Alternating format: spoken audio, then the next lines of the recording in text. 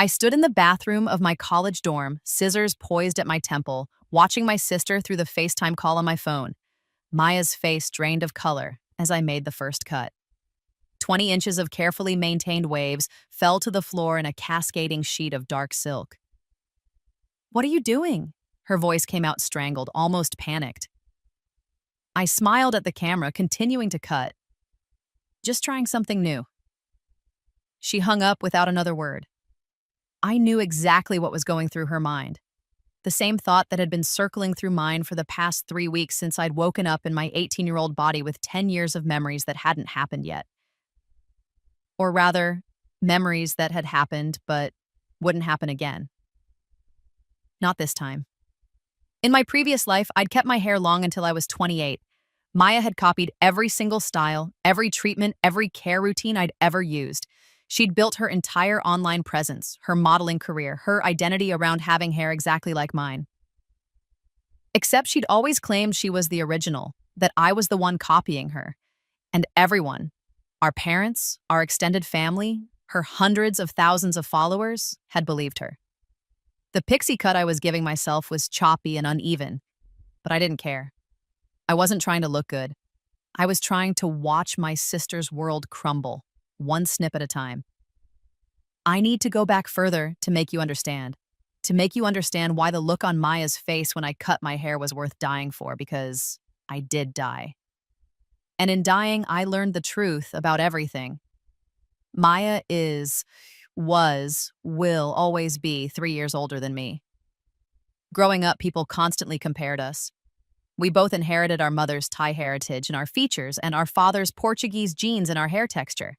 Thick, dark waves that caught light like silk and fell in natural spirals when left to air dry. But where my waves were effortless, Maya had to work for hers. I didn't know that then. She'd wake up at 5 a.m. to treat and style her hair while I slept in. She'd spend hundreds on products while I used whatever was in the shower.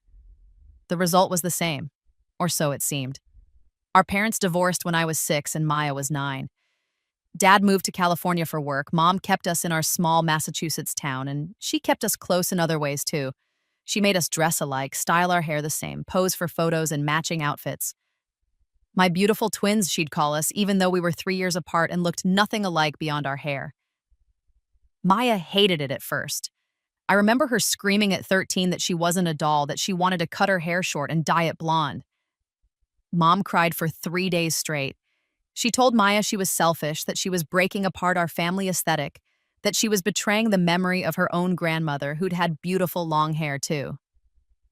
Eventually, Maya backed down. She always backed down where Mom was concerned. I was too young to understand the dynamic. I just knew that Mom got upset when we didn't look coordinated, and I didn't like when Mom was upset. So I went along with it. Matching dresses, matching hairstyles, matching everything. When I turned 13 and Maya turned 16, something shifted. Maya had discovered Instagram the year before, and she'd started posting photos of herself.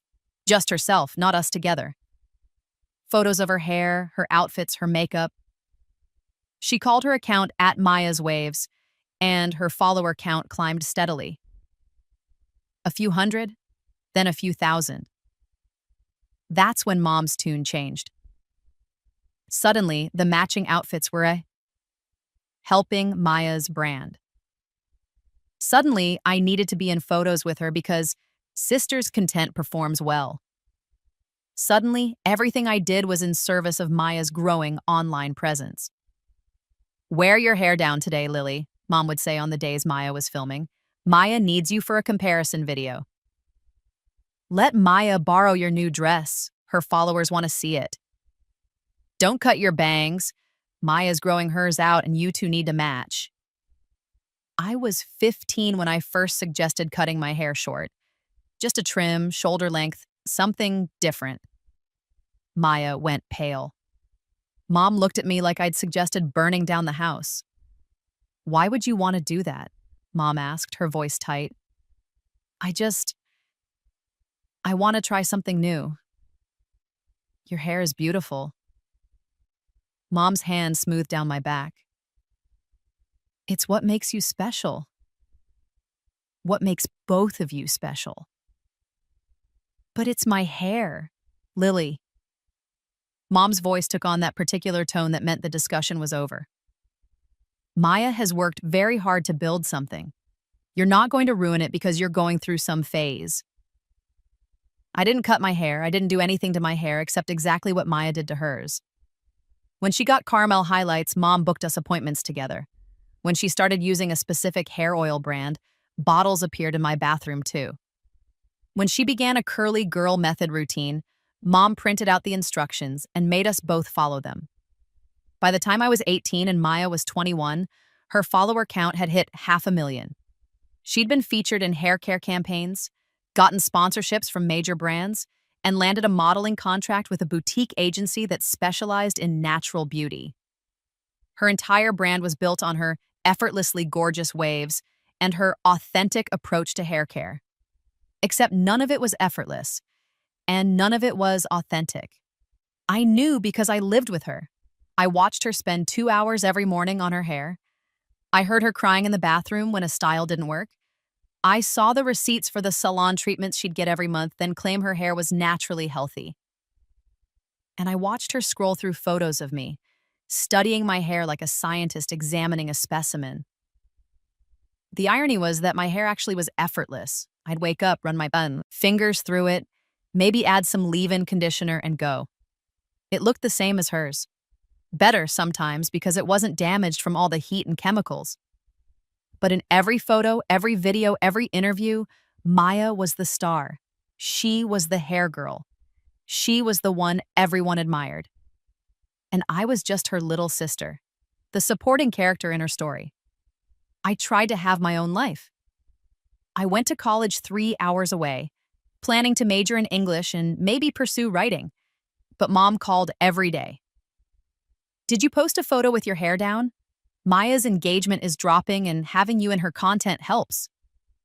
Maya is coming to visit this weekend for a shoot. Make sure your hair looks good. My own social media stayed minimal, a few hundred followers, mostly people from high school. I didn't want to compete with Maya. I didn't want any part of that world. But that didn't matter. I was still required to show up, to pose, to be the supporting evidence that Maya's hair was genetic, not manufactured. Then, during my junior year of college, I met James. He was a grad student in the journalism department, 26 to my 21, with kind eyes and an easy laugh. We met at a coffee shop where I was working on a paper. He sat down at my table, the cafe was crowded, and we started talking. About books, about writing, about everything. We dated for 3 months before I introduced him to my family. That was my first mistake. Maya took one look at him, and I saw something flicker in her eyes. Something hungry. Within a week, she was commenting on all his social media posts. Within 2 weeks, she'd messaged him asking for help with a writing project. Within a month, I walked in on them kissing in my childhood bedroom when I came home for Thanksgiving. It just happened, Maya said, not looking remotely sorry. We connected. James, at least, had the decency to look ashamed. I'm sorry, Lily. I didn't mean for this to happen, but I think I'm in love with her. Mom said I was overreacting when I locked myself in my room and cried for 3 days. You two only dated a few months. Maya and James are serious. You should be happy for your sister. I went back to college and threw myself into my studies. I graduated with honors. I moved to Boston and got a job at a small publishing house. I dated other people. No one serious. I saw Maya and James's relationship play out on Instagram. The engagement at a beach in Bali, the wedding at a vineyard in Napa, the house they bought in Connecticut. Maya's followers ate it up. Her engagement soared. She landed a deal with a major hair care brand as their ambassador. She wrote a book, with a ghostwriter, of course, about beauty and confidence and sisterhood. There was a chapter about me in it, about how I'd always supported her, how we'd grown up sharing everything, how our bond over our hair had made us inseparable. It was all lies.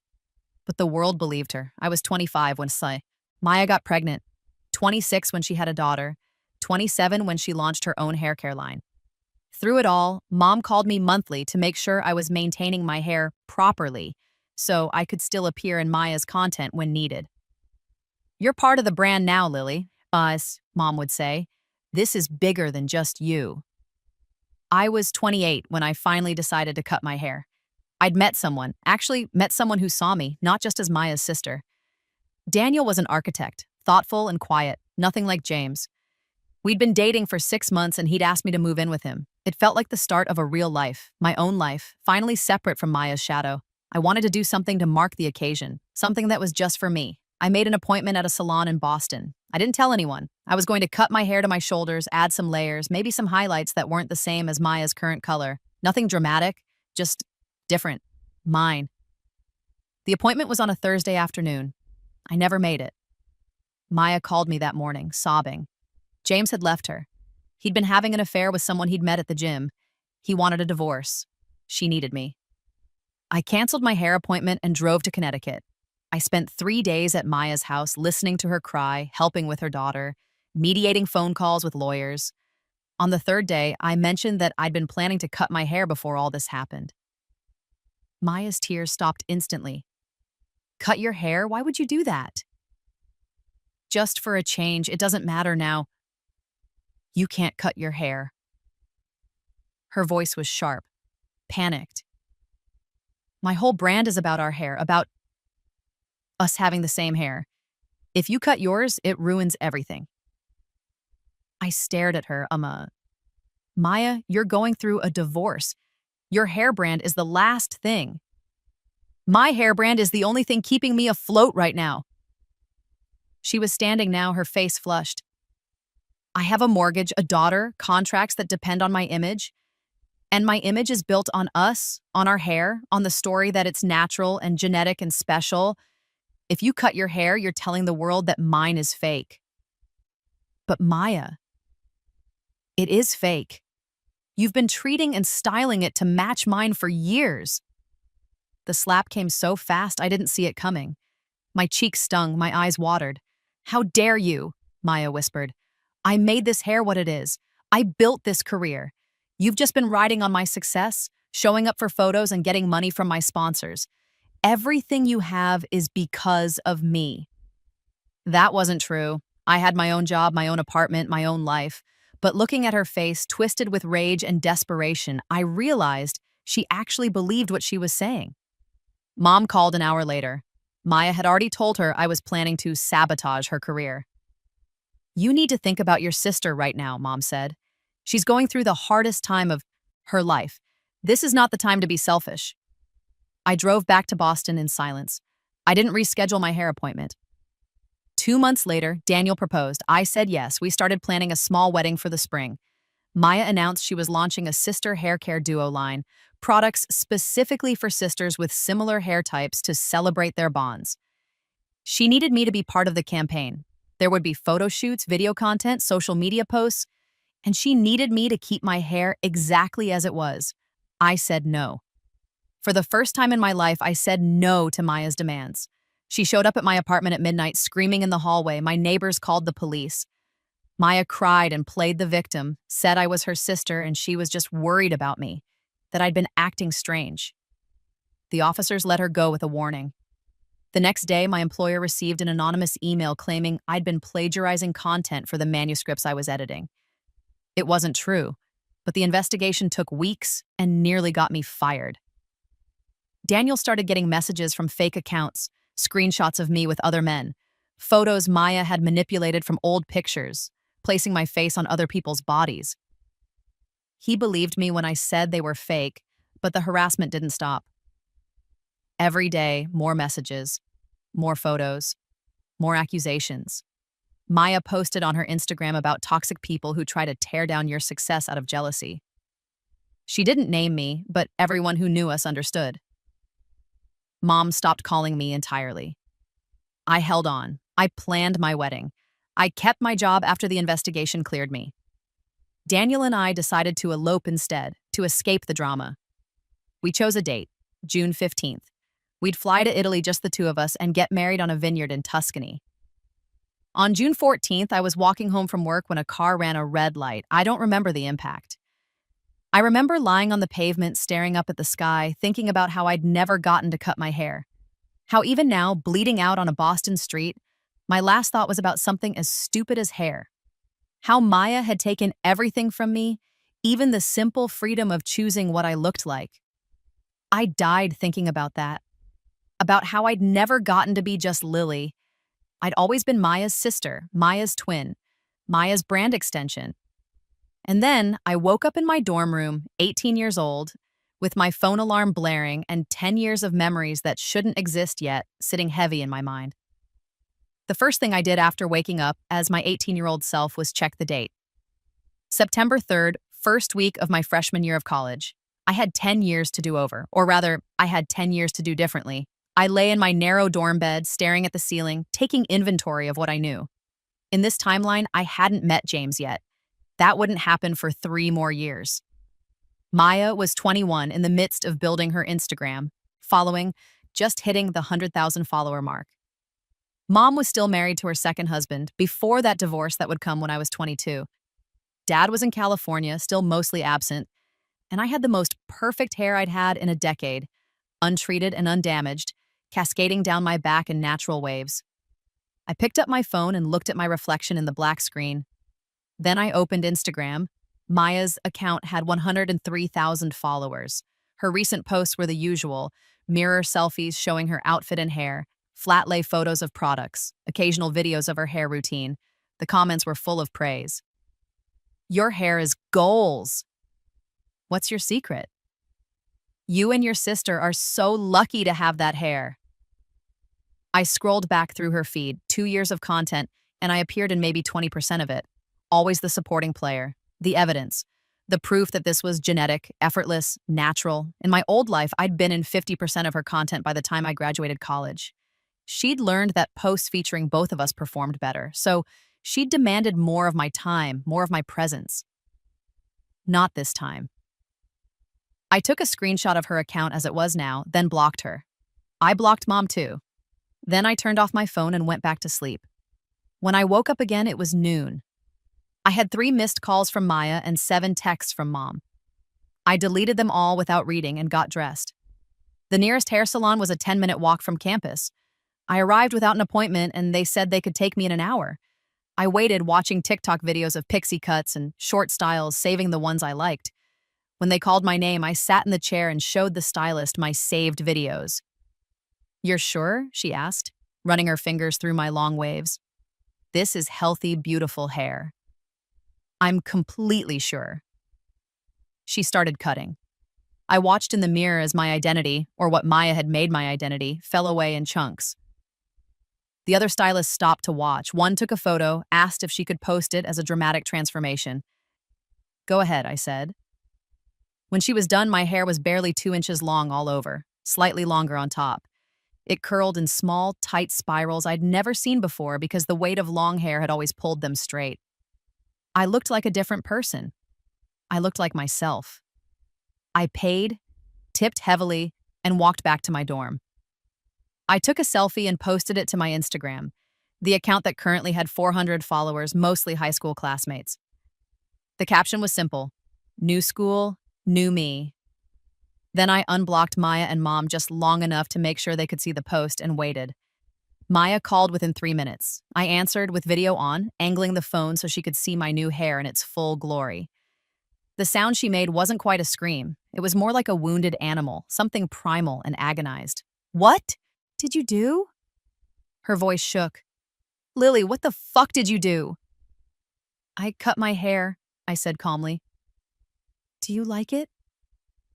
"Like it? Like it?" She was crying now, mascara streaming down her face. "You ruined everything. How could you be so selfish? My entire brand, our entire brand—" "I don't have a brand, Maya. I'm 18. I'm in college. I cut my hair because I wanted to." "Mom is going to kill you." "Then I guess I'll die." I smiled. "Anyway, I have class. Talk later." I hung up. Mom called 6 seconds later. I let it go to voicemail. She called again and again. On the 4th call, I answered. "How could you do this to your sister?" No hello, no preamble. Just accusation. "I got a haircut, Mom." "You know exactly what you did." Maya is devastated. She built everything around you two having the same hair, and you just destroyed it without even asking her. Why would I need to ask Maya's permission to cut my own hair? Don't play stupid, Lily. You're part of her brand whether you like it or not. You're in her content. Her followers know you. You can't just change everything without considering. Actually, I can. It's my hair, growing out of my head, not Maya's. This is so typical of you. Mom's voice was rising. You've always been jealous of your sister's success. You couldn't stand that she was building something, so you had to sabotage it. Goodbye, Mom. I hung up and blocked her number again. My phone buzzed with texts from family members I barely knew. Aunts, cousins, family friends, all saying variations of the same thing. How could I do this to Maya? Didn't I know how hard she'd worked? Couldn't I have at least talked to her first? I blocked them all. What they didn't understand, what they couldn't understand, was that I'd spent 10 years of my life as Maya's accessory, 10 years of being told my body, my appearance, my choices weren't my own, 10 years building to a death where my last thought was about hair. This time would be different. This time, I was going to take everything from her the way she'd taken everything from me, and I was going to enjoy it. The unblocking came 3 days later, not from Maya directly, but from her comment section. My haircut photo had gotten 2,000 likes, 5 times more engagement than any post I'd ever made. People were calling it brave, stunning, a power move. Several commented asking what made me decide to do it, if I was worried about my sister's reaction. I didn't respond to those. But I did notice Maya's latest post had an unusual number of comments asking about me. Is Lily okay? Did she say why she cut her hair? Are you two fighting? You haven't posted together in a while. Maya had disabled comments on that post within an hour. I went to class, studied, made new friends who didn't know I had a sister, let alone an influencer sister. I joined the creative writing club. I started submitting pieces to the college literary magazine. I lived my life without thinking about Maya at all. Then 2 weeks after my haircut, she showed up at my dorm. I was in the common room studying when someone knocked on my door. My roommate answered it, then called out, "Lily, there's someone here to see you." Maya stood in the hallway, and I almost didn't recognize her. She'd cut her hair, not as short as mine. She'd gone for a shoulder-length bob with long layers. It looked good, actually. Professional, mature, absolutely nothing like her signature waves. "Can we talk?" she asked quietly. I gathered my things and led her outside to a bench near the student center. We sat in silence for a long moment. "Why?" Maya finally asked. Her voice was small, lost. "Why did you cut your hair?" "Because I wanted to." "But you knew what it would do to me, to my account, to everything I've built." "What it would do to you?" I turned to look at her. "Maya, I got a haircut. I didn't burn down your house." "It's not just a haircut." Her eyes were red, like she'd been crying recently. "My engagement has dropped 30% since you posted that photo. Brands are asking questions about why we don't match anymore. I had to tell my manager that we were exploring individual identities and that I was cutting my hair too to show solidarity, but now my followers are confused because my whole thing was the long waves and..." She stopped, took a shaky breath. "I lost a contract because of this. A hair care line dropped me because they said my brand was inconsistent. I should have felt bad. The old Lily would have felt terrible, would have apologized, would have maybe even considered growing her hair back. But I'd died once. I'd given 10 years to being Maya's supporting character, and I was done." "That sounds really hard," I said. "But it's still not my problem." Maya's face crumpled. "How can you be so cruel? I'm your sister." "You're my sister who stole my boyfriend, built a career off my genetics, and demanded I maintain my appearance for your profit. So, yeah, I can be this cruel pretty easily." "I didn't steal James. We fell in love." "James doesn't exist yet," I said, then caught myself. "I mean, I haven't met him yet. And when I do, you're staying the hell away from him." She looked confused. "What are you talking about?" "Nothing." I stood up. "Look, Maya, you can cut your hair, grow it out, shave it off. I don't care. But I'm not going to be a part of your content anymore." I'm not going to coordinate my appearance with yours. I'm not going to be your matching doll. But we're sisters. And that's all we are. Sisters. Not business partners. Not a brand. Just sisters. And sisters are allowed to look different. I walked away before she could respond. Maya's bob phase lasted exactly 3 weeks. Then she started growing her hair out again, posting about how she was returning to her roots and embracing her natural beauty journey again. Her followers welcomed her back, her engagement stabilized. But something had shifted. The comment sections of her posts started to fill with questions about me. Why had I cut my hair? Where was I? Why weren't we in content together anymore? Maya did a Q&A video addressing it. My sister is in college and focusing on her studies, she said with a practiced smile. We're both doing our own thing right now, which is healthy, but we're still close. That last part was a lie. We hadn't spoken since the bench conversation. Mom tried to intervene. She showed up at my dorm unannounced in October, demanding to know why I was tearing the family apart. I got a haircut, Mom. That's literally all I did. You know it's more than that. Maya's struggled since you did this. Her whole brand is in jeopardy. She might lose her apartment. She might have to move home. Then she can move home. She's 21. She can figure it out. When did you become so selfish? Mom's eyes were hard. I raised you better than this. No, you didn't. You raised me to be Maya's prop. But I'm not doing that anymore. Mom left. She didn't come back. I focused on school. My writing improved. I got a piece published in the literary magazine. A short story about a girl who discovers she can only be seen when she stands next to her sister. The editor said it was haunting and raw. I didn't tell her it was autobiographical. In November, I met James. He was exactly where he'd been in my first life. In the campus coffee shop, grad student in journalism, kind eyes, easy laugh. He asked if he could share my table. I said no. Oh. He looked surprised. Sorry, I just thought the cafe is pretty crowded. There's a table opening up over there. I pointed to a couple gathering their things. You should grab it. He thanked me and left. I watched him set up at the other table, pull out his laptop, order a coffee. In my first life, this moment had led to 3 months of dating, followed by years of watching him be with Maya, followed by seeing their wedding photos on Instagram while I ate ice cream alone in my apartment. In this life, he was just a stranger in a coffee shop. I finished my coffee and left. December came. Finals. Winter break. I told Mom I was staying at school to work on applications for a writing program. Really, I just didn't want to go home. Maya posted a photo on Christmas of her and Mom, matching sweaters, Maya's hair now past her shoulders again in carefully maintained waves. The caption, missing one, but grateful for this one. The comments asked where I was. Maya responded that I was busy with school. I spent Christmas in my dorm ordering Chinese food and binging movies. It was the best Christmas I'd ever had. Second semester started with a surprise. The salon where I'd gotten my haircut had posted their photo of me in the chair, before and after, and it had gone viral on TikTok.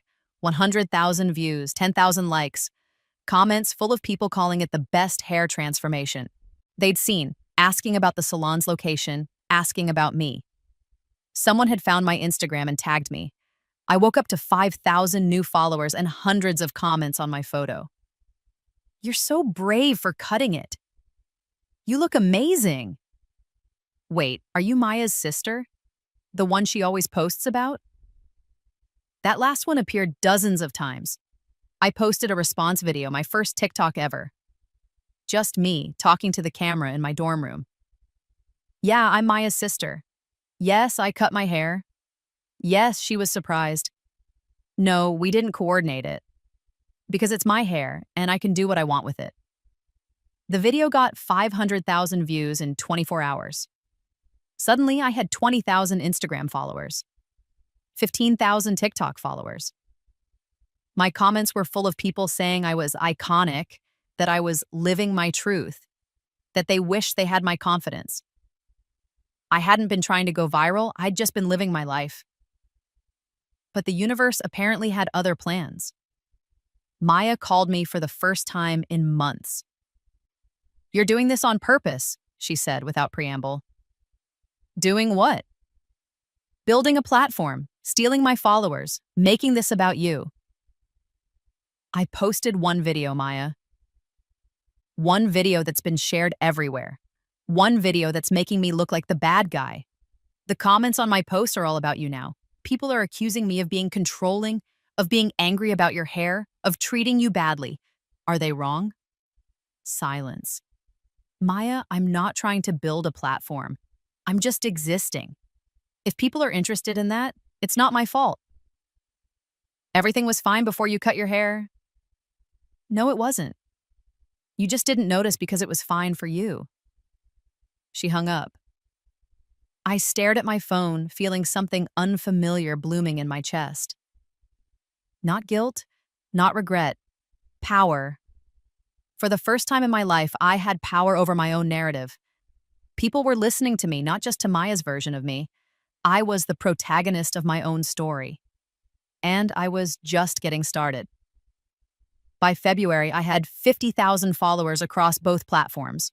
I wasn't trying to be an influencer, I was just posting about my life, my writing, my classes, my short hair that I was still experimenting with, trying different products and styles. People were fascinated by the contrast between me and Maya, by the fact that I'd chosen to be different. Brands started reaching out. Small ones at first, indie hair care companies, sustainable fashion brands. They wanted to send me products. They wanted to sponsor posts. I said no to all of them. I didn't want to be an influencer like Maya. I didn't want my life to be about promoting products and maintaining an image. But then a literary magazine reached out, one I'd been submitting to for years in my old life, always getting rejected. They'd seen my TikTok about being a creative writing major. They wanted to feature me in their emerging writers spotlight. I said yes to that. The interview came out in March. I talked about writing, about finding your voice, about the difference between living for yourself versus living for other people's expectations. I mentioned briefly that I'd grown up in my sister's shadow and that cutting my hair had been my way of reclaiming my identity. The article was shared thousands of times. More followers, more attention, and more opportunities. A literary agent reached out. She'd read the article and wanted to know if I was working on anything longer. A novel, maybe. I was. I'd been working on it since January. A story about two sisters, one famous and one invisible, and what happens when the invisible one decides to be seen. I sent her the first 3 chapters. She called me 2 days later and said she wanted to represent me. I was 19 years old with a literary agent and a growing platform that I hadn't even tried to build. Maya's follower count had plateaued at 600,000. Mine was climbing past 100,000. In April, Mom called. "You need to collaborate with your sister," she said.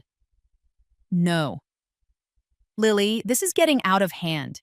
You have brands asking about you now. You have opportunities. Maya could help you navigate this. I don't want Maya's help, and I'm not collaborating with her." "Why are you being so difficult?" "I'm not being difficult. I'm being me. That's what people actually want to see, not me pretending to be Maya's matching accessory."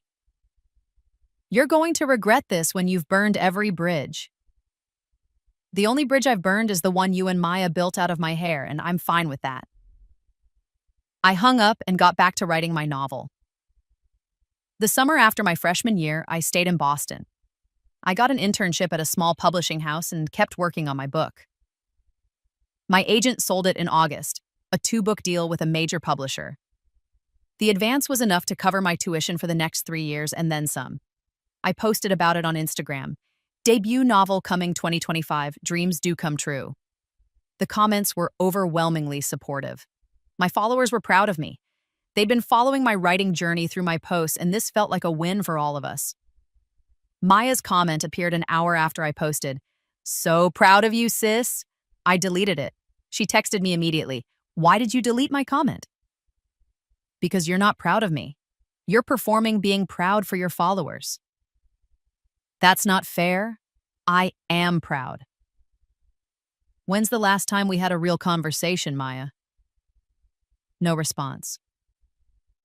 "Exactly. You don't get to show up now that I have something going on and play the supportive sister. You weren't there when I needed support. Don't pretend now, she didn't reply. But she did post a story later that day about family challenges and growing apart and sending love to those who need it. The classic influencer vague post designed to get sympathy while playing victim. I didn't engage. I just kept living my life. In September, I started my sophomore year. My book was in edits. My social media following had hit 200,000. I was still posting about my life, my writing, my very short hair that I'd recently bleached platinum blonde because why not? The contrast between me and Maya couldn't be more stark now. She was still pushing her long waves, her natural beauty content, her authentic lifestyle. I was experimenting with colors and styles, being openly messy and uncertain and real. Her followers started migrating to my accounts. Slowly at first, then faster. They'd leave comments on her posts. Your sister seems more genuine, and Lily's content is more relatable, and why don't you two ever post together anymore? Maya tried to address it in a video. My sister and I have different approaches to social media, she said, smile tight. She's doing her thing, I'm doing mine. There's no drama, we're just different people. But her eyes told a different story. She was losing her grip on the narrative she'd built. The sister with the beautiful natural hair was no longer the center of attention. The sister she'd used as proof of her authenticity was now outshining her, and there was nothing she could do about it. The real turning point came in November of my sophomore year. Maya launched her hair care line, the one she'd been planning for years. She'd partnered with a manufacturer, developed products, created packaging. Everything was set. The line was called Sisters Hair Co. The branding featured photos of her with her long waves, and, in the background of some promotional materials, old photos of me with long hair too, photos from when I was in high school before I'd cut it, photos she didn't have permission to use. The tagline was Celebrating Natural Beauty, Sister to Sister. She announced it with a massive Instagram campaign. Professional photos, video ads, testimonials from influencers she'd sent PR packages to. The whole thing was slick and expensive, and I tore it apart with a single TikTok. I filmed it in my dorm room, casual, no fancy lighting or editing. Hey everyone. So my sister just launched a hair care line called Sisters Hair Co. and is using photos of me in the branding without my permission. Just wanted to clarify, I have no involvement in this company, I don't use these products, and I didn't consent to my image being used. Also, calling it Sisters anything is pretty funny considering we haven't had a real conversation in over a year. Anyway, do with that information what you will. I posted it and went to class. By the time I checked my phone 2 hours later, the video had 3 million views. The comments were savage. Using your sister's image without permission is not it. This is so manipulative, OMG. The fact that she's using old photos of you when you had long hair, girl. Maya really thought she could cash in on your genetics without your consent? Maya's Instagram was being flooded with comments demanding answers. Why had she used my photos? Why had she named it? Sisters Hair Co. If we weren't collaborating, was I okay with this? She tried to respond with a statement. The name Sisters Hair Co. is about celebrating the bond between all sisters, not just my personal sister. The imagery is meant to evoke that universal feeling of sisterhood. No one bought it. Major beauty bloggers started covering the drama. Articles appeared on beauty news sites. Influencer launches hairline using sister's image without consent, and sisters hair comedy controversy, everything you need to know. Within a week, 2 of her retail partners pulled out. The products were still launching online, but the damage was done. People were leaving 1-star reviews before they'd even received their orders. Supporting sisters by exploiting your sister? No thanks. Maya called me, crying. You ruined this for me. You destroyed my business before it even started. I pointed out the truth. You used my image without asking. You're my sister. I shouldn't have to ask. That's exactly the problem, Maya. You've never asked. You've never considered that I might have my own feelings, my own plans, my own life. You just took and expected me to go along with it because we're family. I hate you, she whispered. No, you don't. You hate that you can't control me anymore. I hung up. Sister's Hair Comedy officially folded 3 months later. The products never gained traction. Maya tried to rebrand herself, pivot to different content, but her follower count was in free fall. She'd lost her credibility. People had seen behind the curtain and didn't like what they found. Meanwhile, my book sold to 10 international markets. The cover was revealed, a striking design featuring a girl with very short hair standing in front of a mirror, her reflection showing someone with long hair looking back at her. People lost their minds over it. This is going to be so good. The cover is everything. I need this book now. My publisher moved up the release date to capitalize on the buzz. My book came out in May, halfway through my sophomore year. I was 20 years old. It debuted at number 7 on the New York Times bestseller list. The reviews called it a searing examination of identity and autonomy and a powerful story about breaking free from others' expectations. Readers connected with it deeply. They saw themselves in the protagonist and her struggle to be seen as separate from her sister. I did a book tour, small indie bookstores, some larger chains, a few podcasts and radio shows. At every event, people asked me if the book was autobiographical. It's inspired by my life, I'd say. But it's fiction. The lie was kind. The truth was that it was about 90% real, just rearranged and heightened for narrative impact. Maya posted a single story the day my book came out. Congrats to my sister on her book. No photo, no enthusiasm, just those 8 words. I didn't acknowledge it. My followers hit 500,000 found across platforms. I signed a deal for my second book. I got offers for speaking engagements, podcast interviews, panel discussions about creativity and identity. My life was full, busy, mine. And Maya was slowly fading from the public eye. Her posts got fewer likes. Her sponsors dropped off. She moved back in with Mom in Massachusetts, unable to afford her apartment anymore. I should have felt bad. The old Lily would have felt guilty, would have wondered if she'd gone too far. But I remembered my old life. I remembered dying on a Boston street, having given everything to make Maya comfortable and getting nothing in return. I remembered James and the wedding photos and the book, full of lies about our beautiful sisterhood. This wasn't revenge. This was justice. In June, after finals, I went home to Massachusetts for the first time in almost 2 years. The house looked the same. Mom's car in the driveway, flower boxes on the windows, the same welcome mat we'd had since I was a kid. I knocked instead of using my key. Didn't feel right to just walk in anymore. Mom answered. She looked older, more tired. Lily. Hi, Mom. We stood there awkwardly for a moment before she stepped aside to let me in. Maya was in the living room, sitting on the couch with her laptop. Her hair was pulled back in a messy bun, no makeup, sweatpants. She looked up when I entered and something flickered across her face. Surprise, resentment. Something else I couldn't name. Hey, sis, I said. Hey, I sat in the armchair across from her. Mom hovered in the doorway. I read your book, Maya said finally. Yeah. It's good, really good. She looked at her laptop screen instead of at me. I hated it, but it's good. Thanks. Everyone knows it's about me, about us. The protagonist has a sister.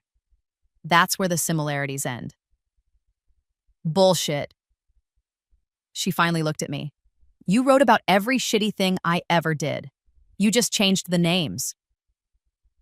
I wrote about a toxic dynamic. If you saw yourself in it, maybe that says something. Mom made a noise from the doorway. This is exactly what I was afraid of. You two can't even be in a room together without fighting. We're not fighting, I said. We're talking. Probably the most honest conversation we've had in years. Maya laughed, but there was no humor in it. You want honesty? Fine, I'm jealous of you. I've been jealous since you were born. I blinked, surprised. What? You had Dad. Not me, you. After the divorce, he kept in touch with you. He'd call you, send you gifts. He remembered your birthday. But he forgot mine more often than not. She was crying now, mascara-less tears tracking down her cheeks. And you didn't even have to try. You'd wake up and your hair looked perfect. You'd throw on any outfit and look good. Meanwhile, I was up at 5 a.m. with a flat iron and an hour of styling just to look half as good as you did rolling out of bed. That's not my fault. I know, Ahash, she was almost yelling.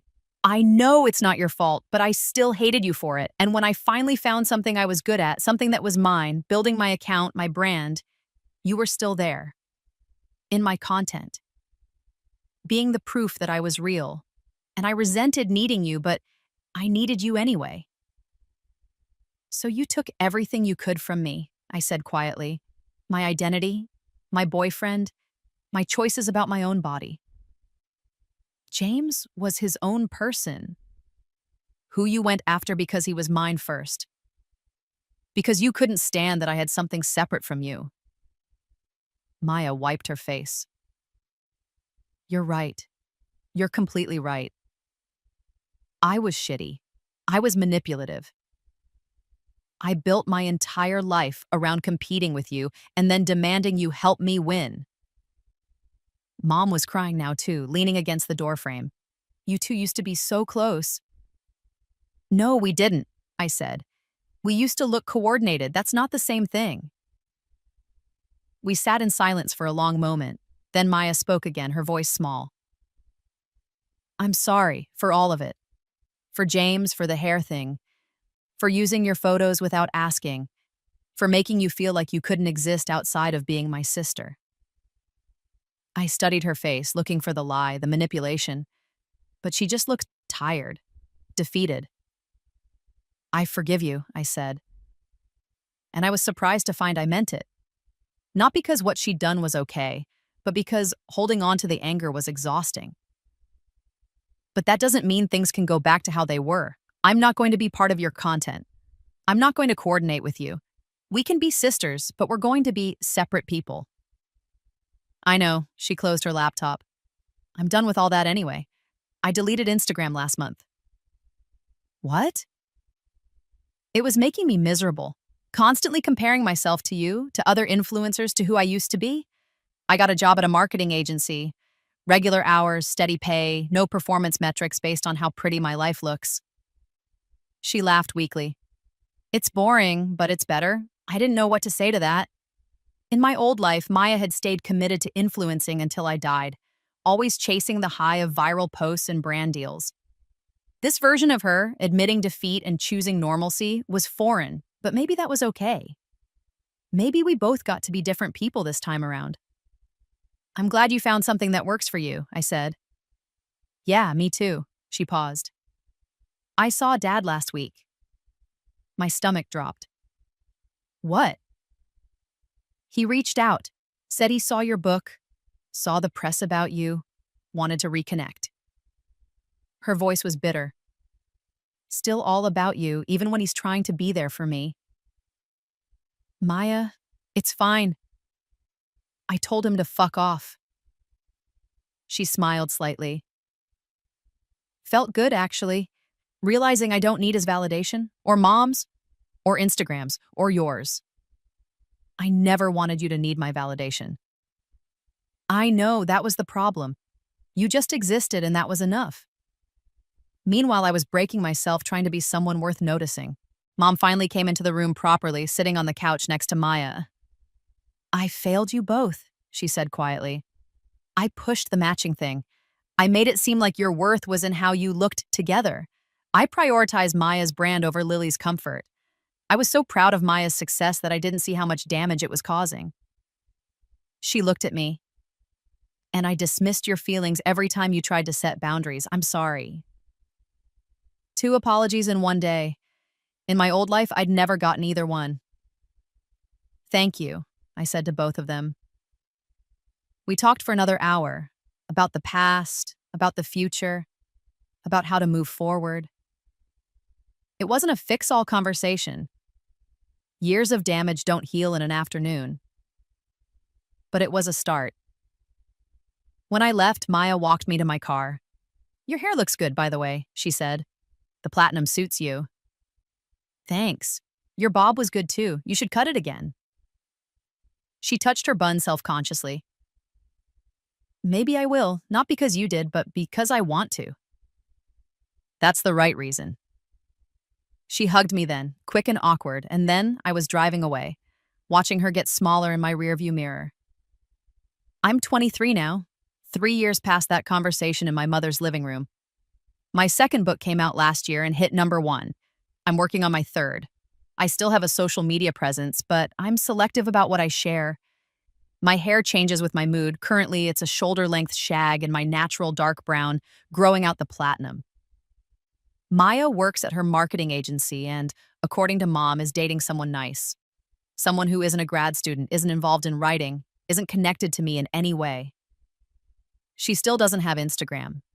We text occasionally, birthday wishes, holiday check-ins, the occasional meme. We're not close. We probably won't ever be close in the way people expect sisters to be. But we're both free. That's something. I think about my old life sometimes. About dying on that street. About James and the wedding I watched from afar. About all the years I spent being invisible. In that life, I was a supporting character. I existed to make Maya's story work, to be the proof of her authenticity, the evidence of her natural beauty. In this life, I'm the protagonist. My story matters. My choices matter. My hair, short, long, blue, blonde, whatever I want it to be, is mine. Maya copied my wavy hair for years because she needed me to validate her identity. After Rebirth, I cut it short and she looked lost because she'd built her entire life around the idea that we were the same. But we were never the same. We just looked coordinated. And now we don't even look like that. Sometimes people still recognize me as Maya's sister. Aren't you the girl who cut her hair, they'll ask? The one with the influencer sister? I used to be bothered by that, by still being defined in relation to her, but now I just smile and say, I'm a writer, Maya is my sister, but that's not really what I'm known for anymore. And it's true. My books have sold over 1 million copies combined. I've been on bestseller lists, won awards, been interviewed by major publications. People know me for my work now, not for my genetics or my family drama. The hair thing was never really about hair. It was about autonomy, about the right to make choices about your own body, your own life, your own identity, without someone else's needs being prioritized over yours. I cut my hair and Maya looked lost because she'd spent so long using me as her mirror that she didn't know who she was when I stopped reflecting her back. But that was her journey to figure out, not mine. I figured out mine. And my hair, it's perfect. Not because of how it looks, but because I chose it. Every single time. Last week, I got an email from a reader, a girl named Sophie, 16 years old. She said she'd read both my books and they'd helped her realize she didn't have to be who her family wanted her to be. She said she'd been planning to go to medical school because it's what her parents expected, but what she really wanted was to study art. My books had given her the courage to tell them. She attached a photo. In it, she was standing in front of a canvas, paintbrush in hand, grinning at the camera. Her hair was dyed bright pink, something her parents had forbidden before she read about my platinum phase and decided if I could do it, so could she. I cried when I read her email. Happy tears. Because that's what it was all for. Not the bestseller list or the money or the vindication against Maya. Those were nice.